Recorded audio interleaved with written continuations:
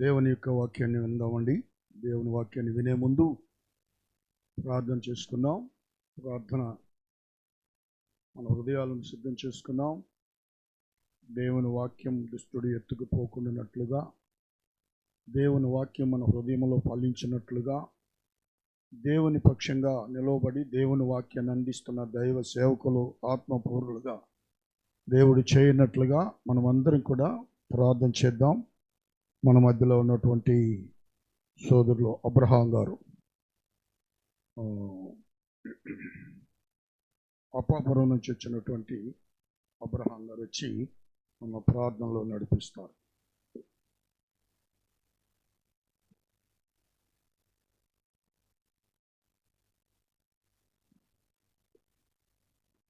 ప్రార్థన చేసుకుందాం. అందరూ కూడా తలలు ఉంచుకుందాం.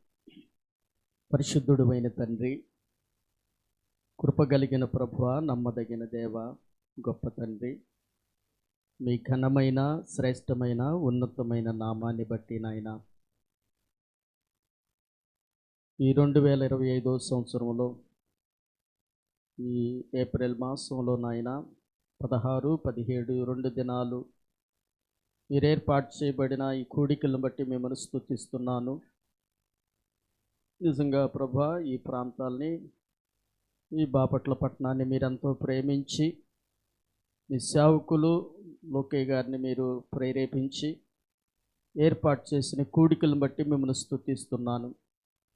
గత దినము ప్రభా మీరు జరిగించిన కూడికలను బట్టి స్తోత్రం. ఈ సమయంలో నాయన మరలా ఈ 2వ దినానే మొదటి కూడికలో మధ్యాహ్న కాల సమయంలో ప్రభు జరిగిస్తున్న కూడికను బట్టి కూడా మీకు వందనాలు నాయన. ఈ సమయంలో ప్రభా ఇంతవరకు పాటల ద్వారాగా మీ నామాన్ని మహిమపరిచే కృప మా అందరికీ ఇచ్చినందుకు స్తోత్రాలు. నిజంగా మిమ్మల్ని స్తుతించటం మాకు ఇచ్చిన భాగ్యము నాయన. ఈ సమయంలో మీ సేవకులు నిలబడుతుండగా, మీ సేవకులు బలహీనులు ప్రభా, మీ సేవకులను బలపరచండి, మీ ఆత్మతో నింపండి, అభిషేకించండి, మీరు వాడుకోమని ప్రార్థన చేస్తున్నాను. ఇక్కడికి వచ్చిన ప్రజలందరినీ మీ కృపకు అప్పగిస్తున్నాను ప్రభా. ఎవరు ఎలాంటి అవసరతలో, ఏ స్థితిలో, ఎలాంటి హృదయంతో, ఎలాంటి కృంగిని స్థితిలో, కన్నీటితో, దుఃఖముతో, వేదనతో, సమస్యలతో మీ పాదాల దగ్గర ఉన్నారో నాయన, ఈ మధ్యాహ్న కాల సమయంలో మీ వాక్యము ద్వారాగా సూటిగా నిబిడలతో మాట్లాడమని ప్రార్థన చేస్తున్నానయ్యా. మీరు మాట్లాడితే చాలు ప్రభువా. నాయనా, మీ బిడ్డలు దీవించబడతారు, బలపరచబడతారు, ఆదరించబడతారు, ధైర్యపరచబడతారు స్వామి. అయ్యా, దయచేసి మాకు కావలసిన మాటలు నాయన మీ సేవకుల ద్వారా మాట్లాడండి.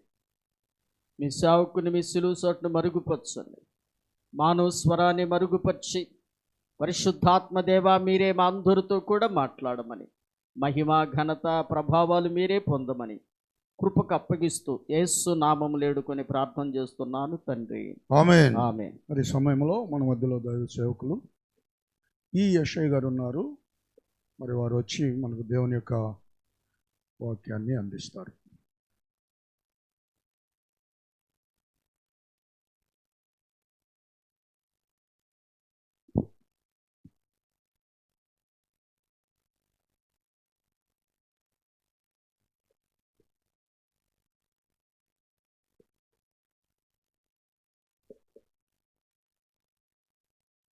ప్రభునందు ప్రియమైనటువంటి దేవుని బిడ్డలారా, ప్రభువును రక్షకుడైన యేసుక్రీస్తు పరిశుద్ధ నామములో మీ అందరికీ వందనాలు చెల్లిస్తూ ఉంటున్నాను.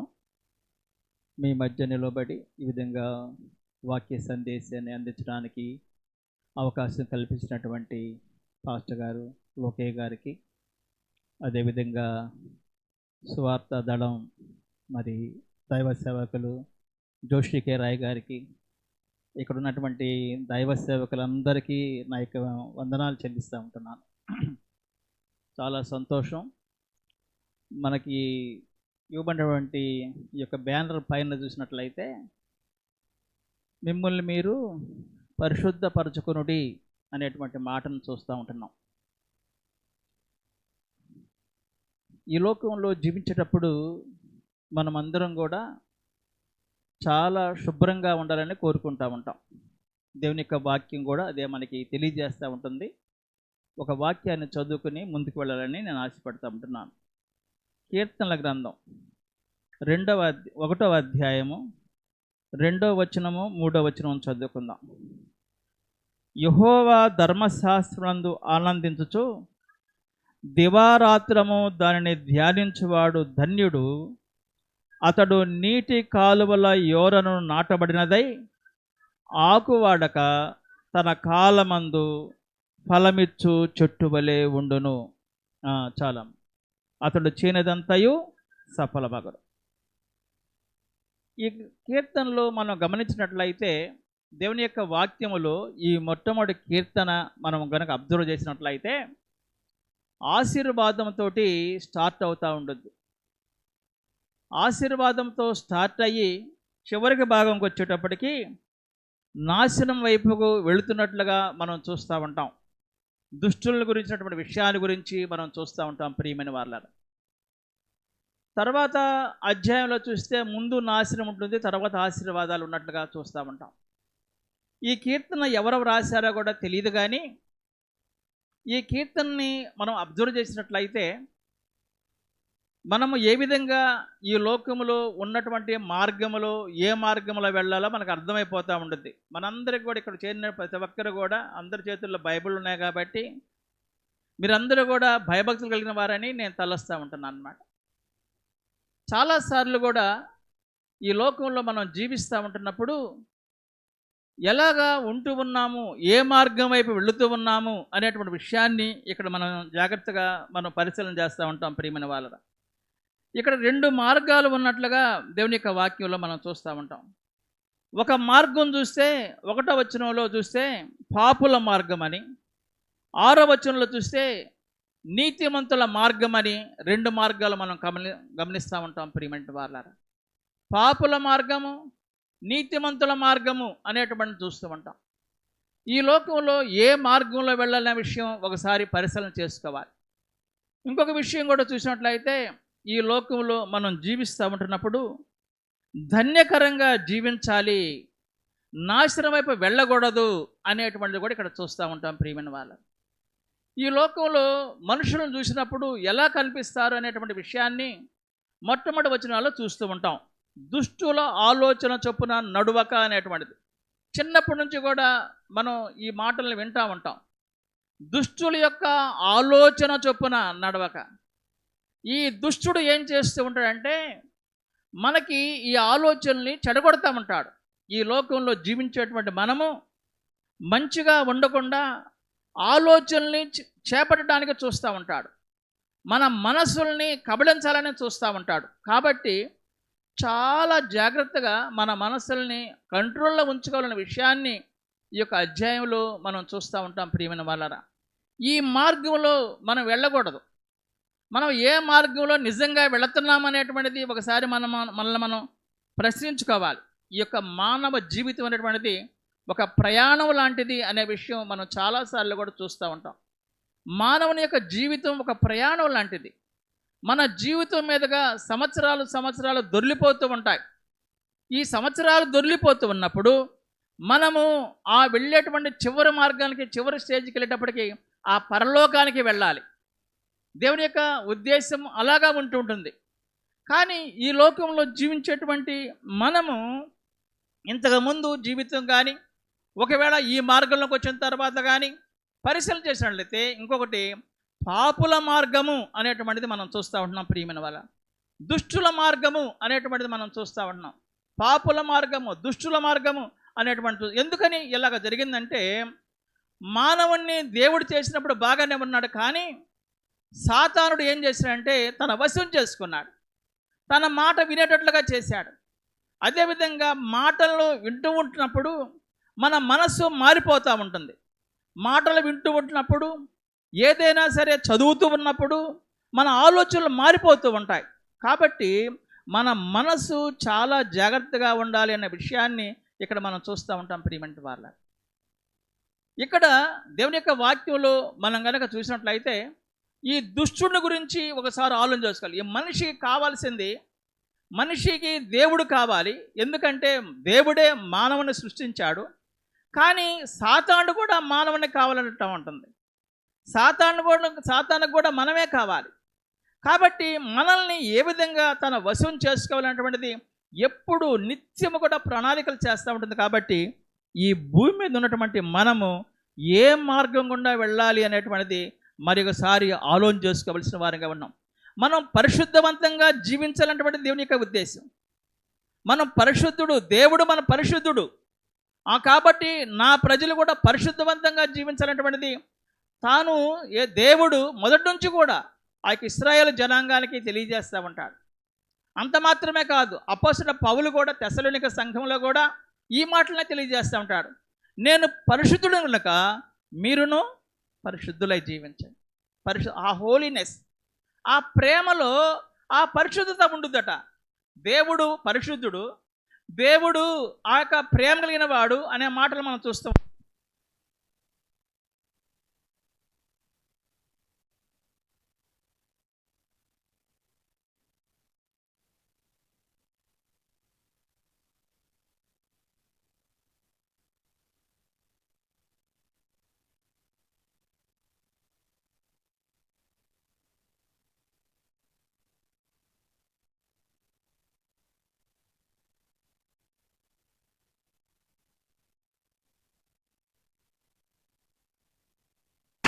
మనం ఏదో ఈ లోకంలో మనం జీవిస్తున్నప్పుడు మంచిగా జీవించాలంటే జీవించలేం ప్రియమైన వాళ్ళ.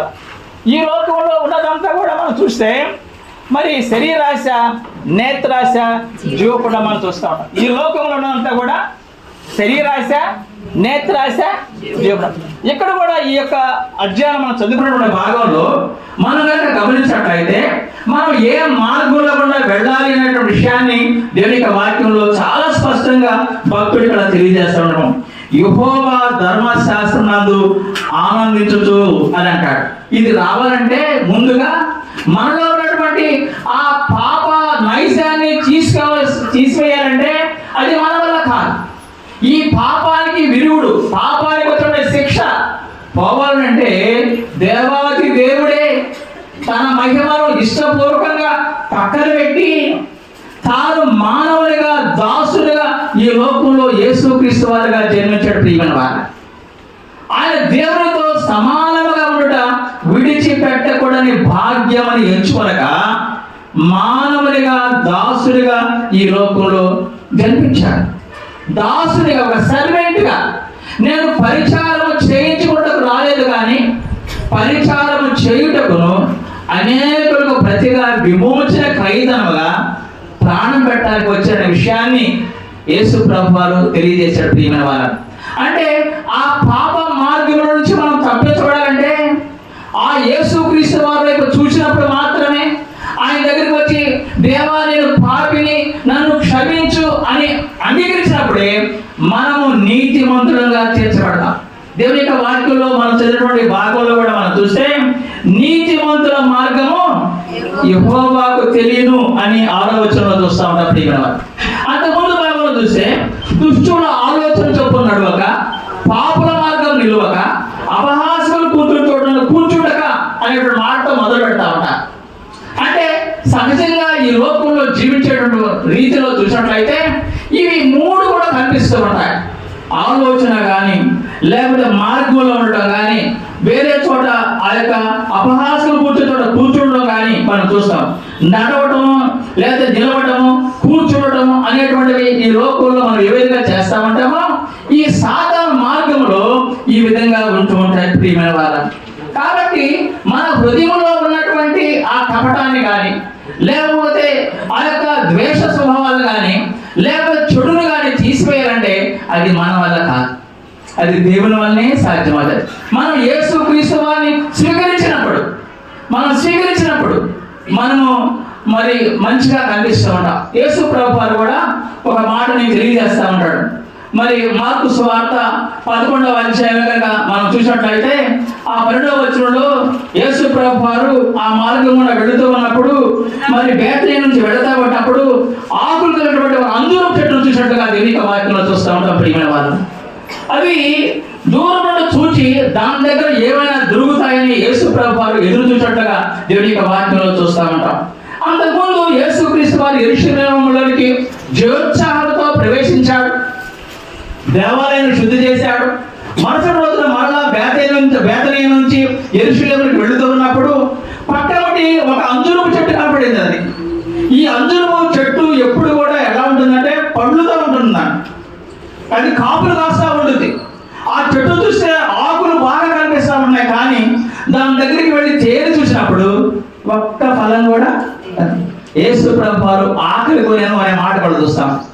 మనం కూడా నిజమైనటువంటి నీతిమంతులుగా లేదా విశ్వాసులుగా జీవించేటప్పుడు ఆ క్రియలు అనేటువంటివి మనలో కల్పించాలి. ప్రియమైన వారు, మనము వేషధారులాగా జీవించకూడదు. ఆ చెట్టు మోసం చేస్తూ ఉంది.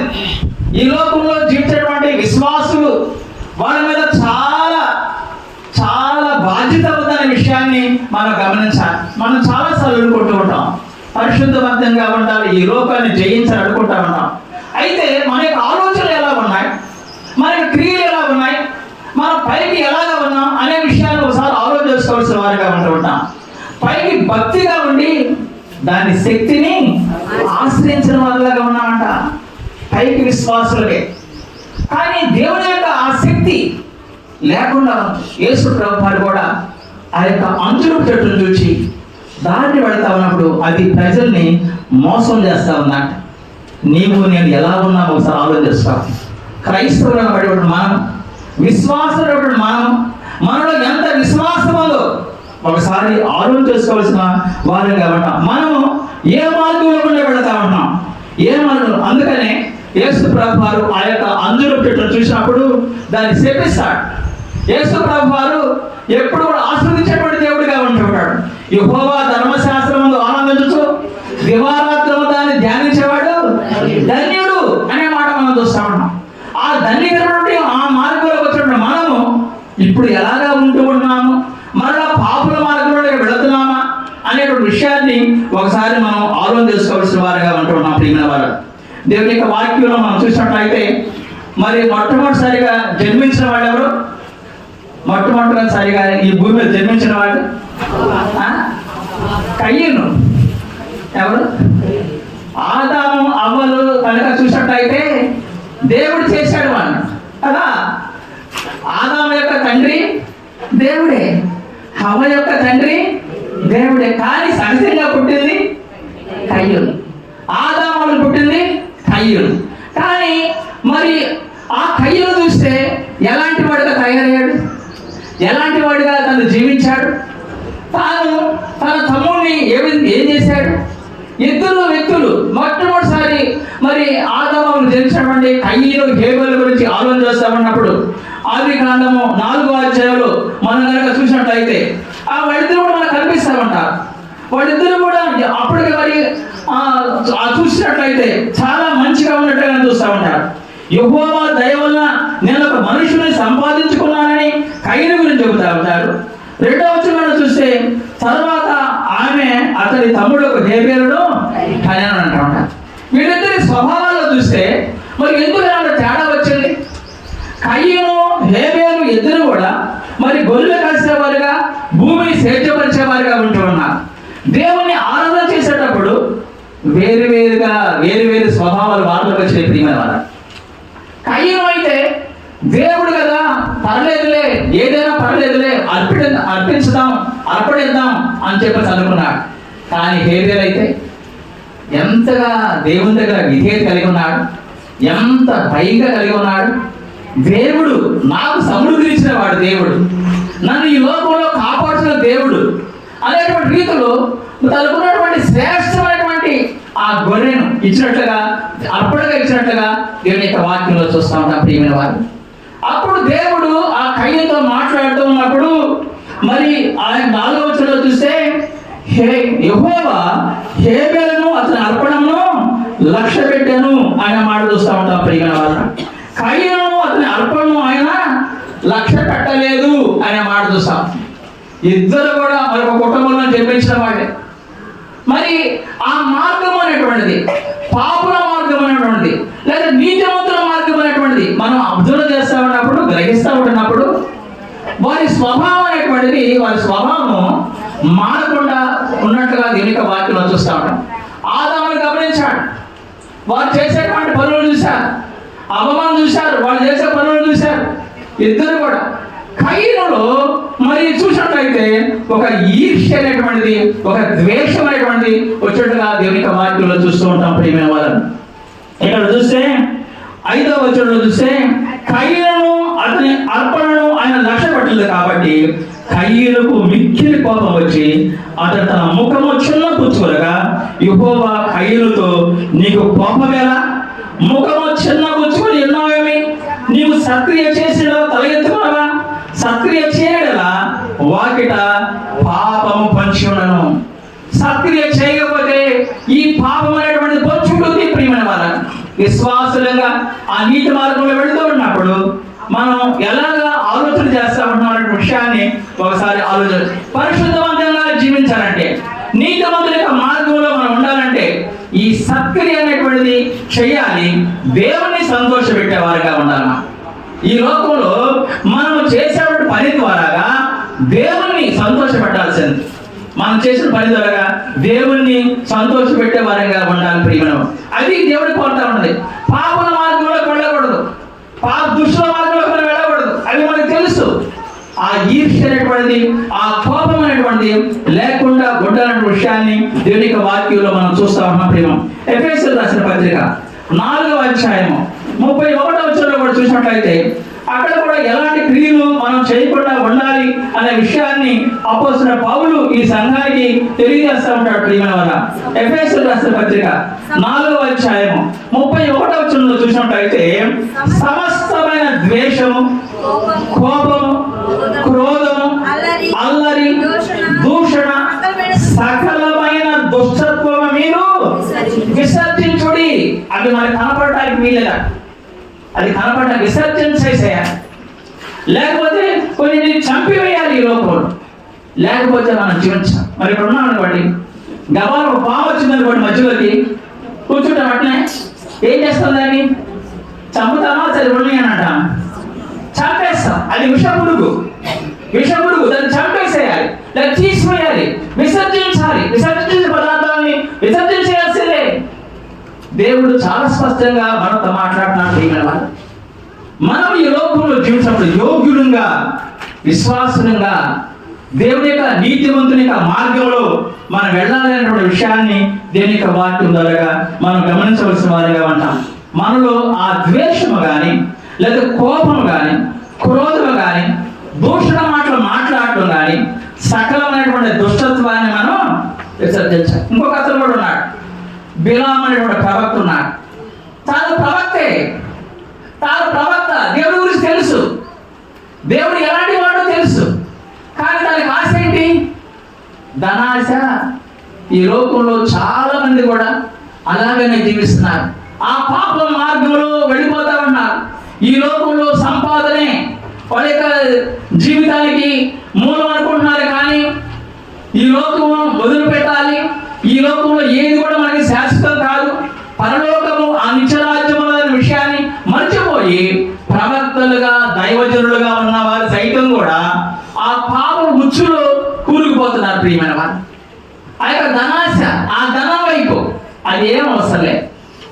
మనుషుడు రొట్టె వలన జీవిస్తాడు. తను జీవించాలన్నమాట దేవుడు ఆధారపడ్డప్పుడు ఆకలేస్తున్నా కానీ ఆకలి లేకుండా కూడా చేసేవాడు దేవుడు, సమృద్ధి ఇచ్చేవాడు దేవుడు.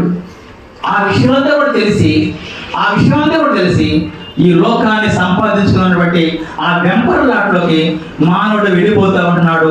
అలా వెళ్లకుండా ఉండాలి, మనం పరిశుద్ధవంతంగా జీవించాలి అంటే అనే విషయాన్ని మనం గమనించవలసిన వారిగా ఉంటూ ఉన్నాం ప్రియమైన వారు.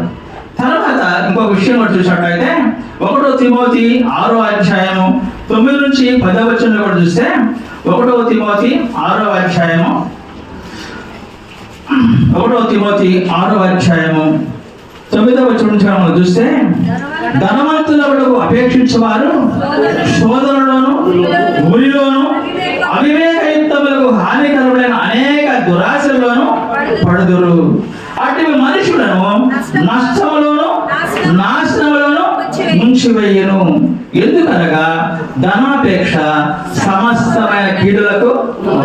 ఇప్పుడు మనము దేవుని యొక్క బిడ్డలుగా వచ్చిన తర్వాత మనం దేవుని ప్రేమించాలి, ధనాన్ని ప్రేమించాలి. దేన్ని ప్రేమిస్తున్నామో ఒకసారి మనం పరిశీలన చేసుకోవాల్సిన వారిగా ఉంటూ ఉంటాం. ప్రియమైన వారు, మనము ఈ యొక్క పాపుల మార్గం, ఈ ధనాశ కానీ, కోపం కానీ, ఈర్ష్య కానీ లేకుండా ఆ యొక్క మరి నీతిమంతుల యొక్క మార్గంలో మనం జీవించాలనేటువంటిది దేవుని యొక్క ఉద్దేశంగా ఉంటుంది. అంటే తిరుగుబాటు స్వభావం లేకుండా ఈ లోకంలో జీవించేటప్పుడు దేవుని మహిమపరిచే విధంగా నీతిమంతులుగా తీర్చబడిన తర్వాత మనం దేవుని కోసం జీవించవలసిన వారిగా ఉంటాం. ప్రియమైన వారు, మనం ఈ లోకంలో జీవించినప్పుడు దేవుణ్ణి యేసు ప్రభువును చూస్తూ ఉన్నప్పుడు యేసు ప్రభువు మనకు వదకు చేసినటువంటి ఆ రక్షణ కార్యం తెలుసుకున్న తర్వాత ఆయన దగ్గరికి వచ్చి, దేవా నేను పాపిని, నన్ను క్షమించు అన్నప్పుడు దేవుడు మనల్ని నీతిమంతులుగా తీర్చాడు. ఆ నీతి మందగా యేసుక్రీస్తు వారు నీతిమంతుడు. దేవుడు యేసుక్రీస్తు వారిలో కూడా మనల్ని చూసినప్పుడు మనం నీతిమంతులుగా కనిపిస్తున్నాం. మనలో నీతి ఏం కనబడదు. ప్రియమైన వారు, మన యొక్క నీతి మురికి గుడ్డలని యెషయా చెప్పబడింది. ప్రియమైన వారు, మనం ఈ లోకంలో జీవించేటప్పుడు మనము ఎలాగా మనం జీవిస్తున్నామంటే మన ఇష్టానుసారంగా మనం జీవించకుండా దేవుని వైపు చూసేవారంగా మనము యేసు ప్రభువును చూసేవారంగా, ఆ శిలువ వైపు చూసేవారంగా ఎప్పుడు కూడా మన జీవితాన్ని కొనసాగిస్తూ ఆ నీతివంతుల మార్గంలో పరిశుద్ధవంతంగా మనం జీవించాలని దేవుడు కోరుతా ఉన్నాడు. ప్రియమైన వారు, యేసు ప్రభువును చూడాల్సిందే. ఎవరి వైపు చూసినా కానీ మనం పరిశుద్ధవంతంగా జీవించలేమన్నమాట. యేసు ప్రభువు ఆయన రక్షకుడు, ఆయన మెస్సియా. ఆయన పరలోకాన్ని విడిచి మన కోసం ఎగిన పశువుగా ఈ లోకంలోకి వచ్చాడు. మన స్థానాన్ని ఆయన తీసుకుని మనకు విమోచన, విడుదల అనేటువంటిది ఆయన మనకు దయచేసాడు. ప్రియమైన వారు, కాబట్టి యేసుక్రీస్తు వారే మన గురి. అలాగుంటేనే మనం పరిశుద్ధవంతంగా జీవిస్తాం, లేకపోతే జీవించలేం. అటు ఇటు చూస్తే మునిగిపోతాం, పడిపోతాం. పేతురు కూడా యేసు ప్రభువు నీళ్ళ మీద నడుస్తానని, తను కూడా నడుస్తానని చెప్పేసి అప్పుడు నడవమన్నాడు. కానీ గాలిని చూసి ఆయన మునిగిపోసాగాను అన్నాడు.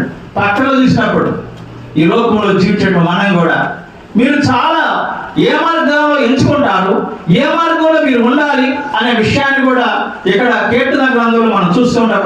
చాలాసార్లు కూడా మనం చదువుతూ ఉంటాం. ఏముందిలే పర్లేదు, మొదటగా కీర్తన అనుకుంటూ ఉంటాం. ఆ మార్గం అనేటువంటిది పాపుల మార్గము, ఆ నీతివంతుల మార్గాన్ని గురించి చాలా చక్కగా వివరిస్తూ ఉంటారు. దేవుళ్ళకి వచ్చినప్పుడు మనము ఆ పరిశుద్ధవంతంగా జీవించినప్పుడు దేన్ని ప్రేమించాలి అనేటువంటి విషయాన్ని దేవుని యొక్క వాక్యంలో మనం చూస్తూ ఉంటాం. ప్రేమ వారు అందుకని అంటూ ఉంటాడు, యెహోవా ధర్మశాస్త్రమందు ఆనందకరంగా జీవించాలి. యెహోవా ధర్మశాస్త్రమందు ఆనందించుచు దివారాత్రము దానిని ధ్యానం చేయవాడు. ఇదే మాటని 119వ సంకీర్తనలో కూడా ఆ మొదటి భాగంలో కూడా చాలా చక్కగా దేవుడు మన కొరకు లిఖించి ఉన్నాడు. 119 మొదటి వచనం చూస్తే, యెహోవా ధర్మశాస్త్రం అనుసరించి నిర్దోషముగా నడుచుకునే వారు ఎలా నడుచుకోవాలంట? నిర్దోషంగా, తప్పు లేని వారిగా, పాప మార్గంలో కాకుండా, దుష్ట మార్గంలో కాకుండా, ఇతరులు చెడగొట్టే మార్గంలో కాకుండా, ఇతరులు చూసి అసూయపడే వారిగా కాకుండా, నిర్దోషంగా, తప్పు లేని వారిగా, మచ్చలేని వారిగా జీవించాలి. అలాగే జీవించిన వారు యేసు ప్రభువు వారే. నాలో పాపం ఉన్నదని ఎవరైనా చెబుతారా? రుజువు చేస్తారా? నాకు సవాల్ విసిరారు. అలాంటి జీవితం కావాలని ఇక్కడ కీర్తనకారుడు మనం కోరుతా ఉన్నాడు. ఇవ్వబడినటువంటి అంశం కూడా అదేనమాట. మీరు పరిశుద్ధులుగా జీవించడానికి మిమ్మల్ని మీరు కట్టుకోవాలని వాడు చెబుతా ఉన్నాడు. నీతిమంతులుగా తీర్చబడిన మీరు పరిశుద్ధులుగా జీవించాలి. నీతిమంతులుగా తీర్చబడిన మనం యేసుక్రీస్తు వారి విశ్వాసం ద్వారా మనం నీతిమంతులం అయ్యాము. నీతిమంతులం అయిన దగ్గర నుంచి కూడా మనం ఏం చేయాలంటే పరిశుద్ధులుగా జీవించాలి. జస్టిఫై చేయబడిన మనము శాంక్టిఫికేషన్ వైపు వెళ్ళిపోవాలి. ప్రియమైన వారు, ఈ శాంక్టిఫికేషన్ పరిశుద్ధపరచబడుతూ జీవించాల్సిందే. మనం చచ్చిపోయేంత వరకు కూడా విశ్వాసిగా ఉన్నటువంటి. అందుకనే దేవుడు అంటా ఉంటాడు, మనం చూస్తా ఉన్నాడు, మన వేషధారణ చూస్తా ఉన్నాడు. ఈ లోకంలో జీవించినప్పుడు దేవుని యొక్క వాక్యంలో కూడా చాలా విషయాల్లో కూడా మనతో మాట్లాడుతూ ఉన్నాడు. ప్రియమనం ఈ శరీర కార్యాలు అనేటువంటిది, ఈ పాపుల మార్గంలో కూడా ఆ శరీర కార్యాలని తీసివేయాలి. గలతీయులకు రాసిన పత్రిక 5వ అధ్యాయం మనకు తెలుసు 19వ వచనంలో ఆ శరీర కార్యాలు ఉంటాయి. తర్వాత 21వ వచనంలో చూస్తా ఉంటాం ఆత్మ ఫలాన్ని మనం ఫలించాలనేటువంటిది చాలా స్పష్టంగా ఆ గలతీ సంఘానికి రాస్తా ఉంటాడు ప్రియమైన వారు. అదేవిధంగా సామెతలు 1:10 కూడా చూసినట్లయితే పాపులు నిన్ను ప్రేరేపింపగా గొప్పకము అంటాడు. మనం జీవితంలో ఈ లోకంలో జీవిస్తా ఉన్నప్పుడు మనము మనుషుల మధ్య జీవిస్తాము. మనుషులు మనకి ఏదో ఆలోచనలు చెబుతా ఉంటారు, చాలా ఆలోచనలు చెబుతా ఉంటారు. మనం ఏం చేయాలంటే చాలా కాషియస్గా ఉండాలి, జాగ్రత్తగా ఉండాలి అనే విషయాన్ని మనం ఇక్కడ చూడాలి ప్రియమైన వారు. చాలా జాగ్రత్తగా మనం చూడవలసిన వారిగా ఉంటూ ఉన్నాం. పాపులను ప్రేరేపింపగా నువ్వు ఒప్పొద్దు అనే విషయం చూస్తామంట. ఇందాక చదువుకున్నటువంటి భాగంలో కూడా మనము ఈ లోకంలో జీవిస్తూ ఉన్నప్పుడు మనము ఎలాగా ఉన్నామనేటువంటి విషయాన్ని ఒకసారి ఇంకా కొన్ని మాటల ద్వారా నేను చెప్పి ముగిస్తాను. దేవుని యొక్క వాక్యంలో మనం కనుక గమనించినట్లయితే ఈ లోకంలో మనం జీవించడం మనము వేషధారులాగా మనం జీవించకూడదు అనేటువంటి మాటను మనం చూస్తా ఉన్నాం. మనం వేషధారులాగా మనం జీవించకూడదు ప్రియమైన వాళ్ళ. ఆ చెట్టు ఏం చేస్తుందని మనం చూసాం. యేసు ప్రభు వారు బేతరీ నుంచి యెరూషలేము వెళతా ఉన్నప్పుడు అంజూరు చెట్టు వైపు చూసినప్పుడు దానికి ఫలాలు లేవు. ఏమన్నాయి? ఆకులు ఉన్నాయి, వేషధారణగా ఉన్నాయి, మనుషులను మోసం చేస్తా ఉంది. విశ్వాసులైన వారు ఇప్పుడు కూడా చూసినట్లయితే శక్తి లేని వారుగా జీవిస్తా ఉంటున్నారు ప్రియమ. శక్తి లేదు, పైకి మాత్రమే విశ్వాసి, పైకి మాత్రమే క్రైస్తవులు అని చెబుతారు. కానీ ఎంత సారం ఉందంటే ఆ సారం లేని వారుగా ఉన్నట్టుగా దేవుని యొక్క వాక్యంలో చూస్తూ ఉంటున్నాం.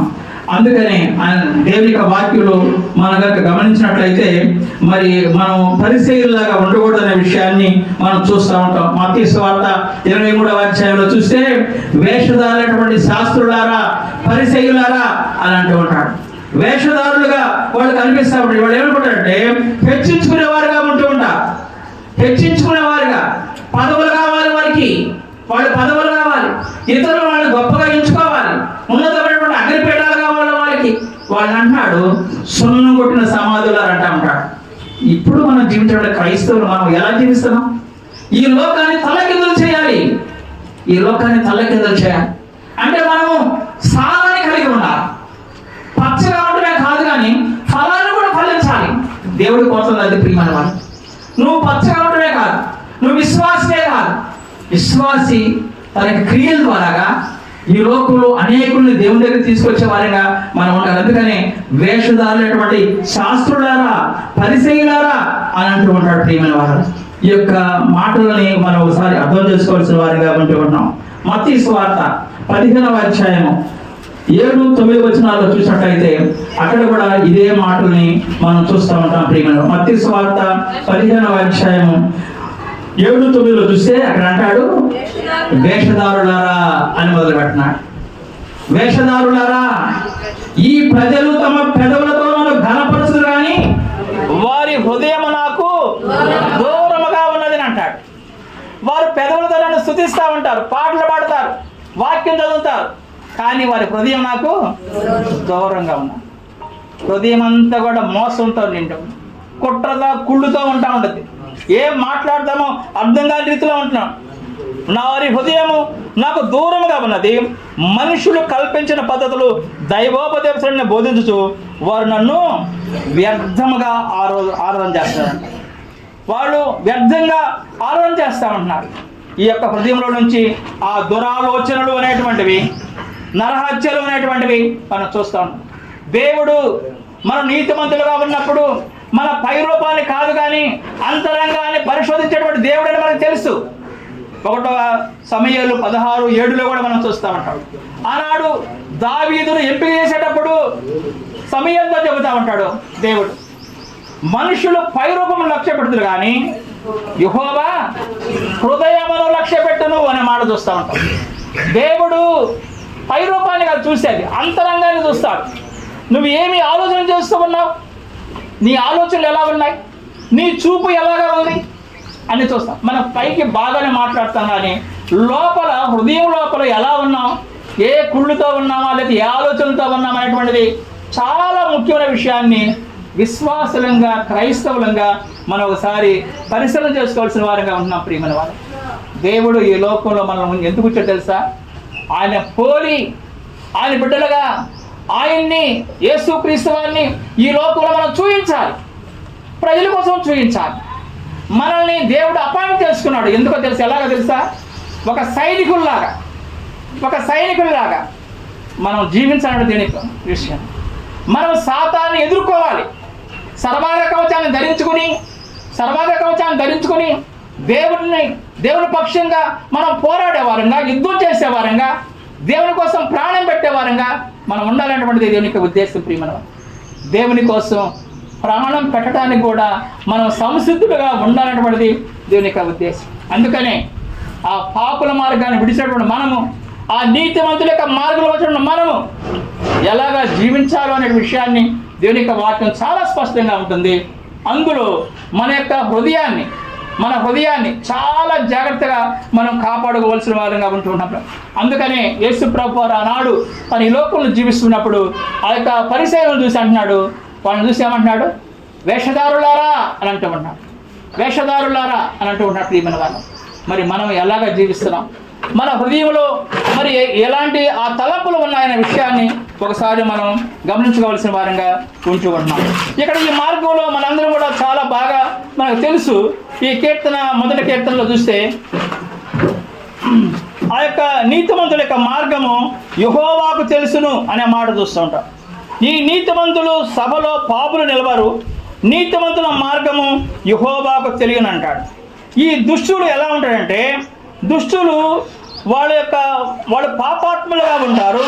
గాలి చెదరగొట్టేటువంటి పొట్టులాగా ఉంటూ ఉంటారు. వాళ్ళు గాలి చెదరగొట్టినప్పుడు ఆ పొట్టు దాని యొక్క వెళ్ళేటువంటి మార్గం చూస్తే ఎటుపడుతో తెలియదు అనమాట.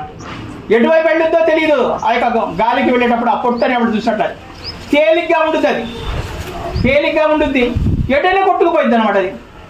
కాబట్టి మనం ఈ లోకంలో జీవించడం మనము మరి ఆ యొక్క పొట్టులాగా ఉండకూడదు, దుష్టుల్లాగా ఉండకూడదు, పాపుల్లాగా జీవించకూడదు, నీతిమంతుల్లాగా జీవించాలి. అది మనల్ని కోరుతూ ఉంటుంది. మనం ఈ లోకంలో జీవించినప్పుడు యెహోవా ధర్మశాస్త్రమందు ఆనందించు దివారాత్రము దాన్ని ధ్యానం చేస్తూ ఉండాల్సిందే అనే విషయాన్ని అక్కడ చెబుతూ 119వ సంకీర్తనలో కూడా మనము మన యొక్క జీవితంలో మరి దుర్మార్గంలోకి వెళ్లకుండా, లేకపోతే నిర్దోషంగా మనం నడుచుకోవాలి. ఇంకో మాట చూసినట్టే పూర్ణ హృదయంతో ఆయన వెదకువారు ధన్యులు అంటారు. పూర్ణ హృదయంతో దేవుని వెంబడించేవారు ధన్యులు అంటారు.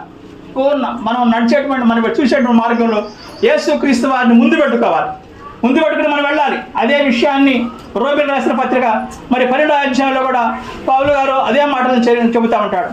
అదేవిధంగా హెబ్రీయులకు రాసిన పత్రిక 12వ అధ్యాయంలో కూడా మనం చూస్తూ ఉంటాం. మన మనస్సు మారి నూతనం కావాలంటే విషయాన్నే మనం చూస్తూ ఉంటాం. ప్రియమైన వాళ్ళని ఇక్కడ చూసినట్లయితే ఆయన్ని తలుచుకోవాలి. ఈ లోకంలో మనం చూసినట్లయితే మనం జీవించే విధానం చూస్తే సులువుగా చిక్కులు పెట్టి పాపాన్ని విడిచిపెట్టి విశ్వాసాన్ని కర్తయు దానిని కొనసాగించబడినటువంటి యేసు వైపు చూచు మన ఎదుట ఉంచబడిన పందెంలో ఓపికతో పరిగెత్తాలి. ఈ లోకంలో మనం జీవించేటప్పుడు సులువుగా పెట్టుదంట, అది పాపం చిక్కుల్లో పెడతా ఉండదు. సులువుగా చిక్కులు పెట్టేటువంటి ఆ పాపమును విడిచిపెట్టి విశ్వాసమును కర్తయు దాన్ని కొనసాగించబడిన యేసు వైపు చూచు మన ఎదుట ఉంచబడిన పందెంలో ఓపికతో పరిగెత్తాలి. ఇంకొక విషయం కూడా చూసినట్టు చివరి భాగంలో చూస్తే పాపాత్ములు తనకు వ్యతిరేకంగా చేసిన తిరస్కారం అంతా ఓర్చుకొనిన ఆయన తలంచుకున్నది. విశ్వాసికి ఎప్పుడు శ్రమలు ఉంటానే ఉంటాయి. సద్భక్తితో బ్రతకాలను ఉద్దేశించే వారందరూ హింస పొందుతారు. మనకి ఏమి బాధ లేదంటే మనం దేవుని పరిచర్య ఏం చేయట్లేదు అర్థం అన్నమాట. బాగా సద్భక్తితో బ్రతకాలను ఉద్దేశించేవారు, మంచిగా జీవించాలనుకున్నవారు, దేవుని కోసం జీవించాలనుకున్నవారు ప్రవీణ్ ప్రకాష్ని ఎట్లయితే టార్గెట్ చేశారో అలాగనే నిన్ను నన్ను కూడా టార్గెట్ చేస్తారు. ప్రియమైన వాళ్ళు, ఈ లోకం బహు భయంకరంగా మారిపోతా ఉంది. కాబట్టి విశ్వాసంలో కర్తైనటువంటి యేసు వైపే చూడాలి. మనం పాపుల మార్గంలోకి వెళ్లకుండా ఆ నీతిమంతులు నడవాల్సిన మార్గంలో వెళ్లాల్సిందే.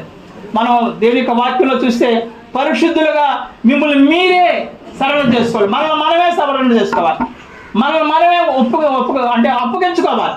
అదే రోమిలకు రాసిన పత్రిక 6వ అధ్యాయంలో మనం చూస్తూ ఉంటాం.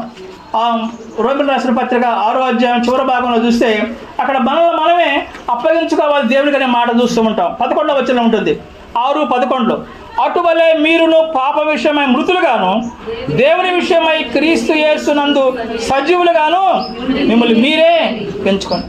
యేసు క్రీస్తునందు సజీవులుగా ఎంచుకోవాలి. మనం పరిశుద్ధవంతంగా జీవించాలంటే, దేవుని మార్గంలో జీవించాలంటే మనం సరెండర్ చేసుకోవాలి, అప్పగించుకోవాలి.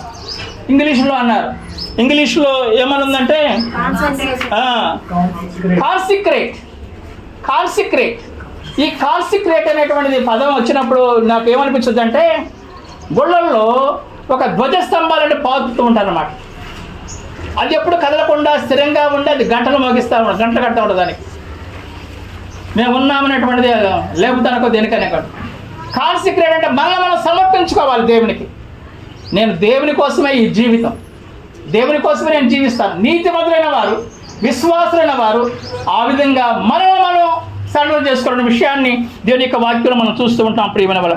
అందుకని అంటాడు 13వ వచనం అంటున్నారు, మిమ్మల్ని వీరే దేవునికి అప్పగించుకొనుడి, మీ అవయవములను నీతి సాధనములుగా దేవునికి అప్పగించుకోండి. మనమే అప్పగించుకోవాలి, వేరే వాళ్ళు అప్పగించాలి. మన చూపు కానీ, మన మాట తీరు కానీ, మనం చేసే క్రియలు కానీ దేవుడు చూస్తున్న విషయంతో మనం చాలా పరిశుద్ధవంతంగా, యథార్థవంతంగా జీవించాలి ప్రియమైన వారు. కాబట్టి ఈ యొక్క మాటను మరి ఒకసారి చదువుకొని నేను ముగిస్తాను. కీర్తనలు 1వ అధ్యాయం 2వ వచనం చూస్తే, యెహోవా ధర్మశాస్త్రమునందు ఆనందించుచు దివారాత్రము దాన్ని ధ్యానించువాడు అతడు మార్గంలో తప్పిపోకుండా ప్రొటెక్ట్ చేయబడతాడు ప్రియమైన. ఆ విధంగా ప్రొటెక్ట్ చేయబడటానికి పరిశుద్ధాత్మ దేవుడు సహాయం చేయను గాక. దేవుడి మాటలను దీవించును గాక.